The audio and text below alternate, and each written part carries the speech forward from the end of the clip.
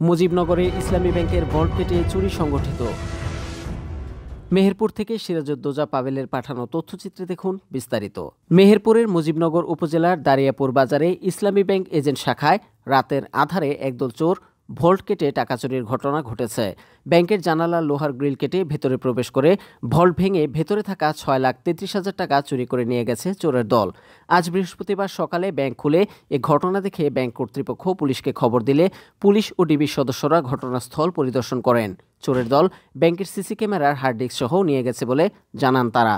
দারিয়াপুর বাজারে ইসলামী bank agent শাখাটি একটি বিল্ডিংয়ের দ্বিতীয় তলায় অবস্থিত।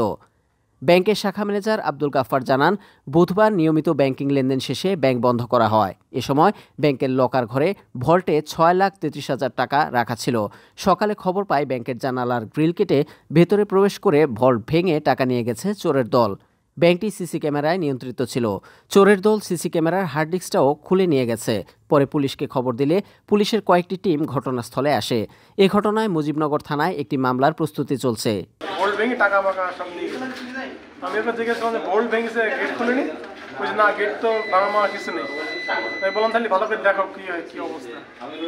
তারপরে আমি চলে এসেছি এসে দেখছি যে আমার যে ক্যাশ কাউন্টার ওর পিছনে যে জানালা ওটা কেটেছে, কেটে ভল্ট ভেঙে টাকা নিয়ে গেছে 6,33,000 টাকা।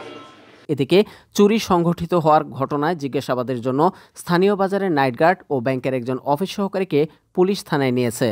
ব্যাংকে চুরির ঘটনার বিষয়টি নিশ্চিত করে মুজিবনগর থানার officer in charge OC Mizanur Rahman জানান, রাতে একদল চোর ব্যাংকটির পেছন সাইডের জানালার গ্রিল কেটে ভেতরে প্রবেশ করে ভল্টে থাকা টাকা নিয়ে যায়। ঘটনার পর পুলিশ, ডিবি ও গোয়েন্দা সংস্থার একাধিক টিম কাজ শুরু করেছে।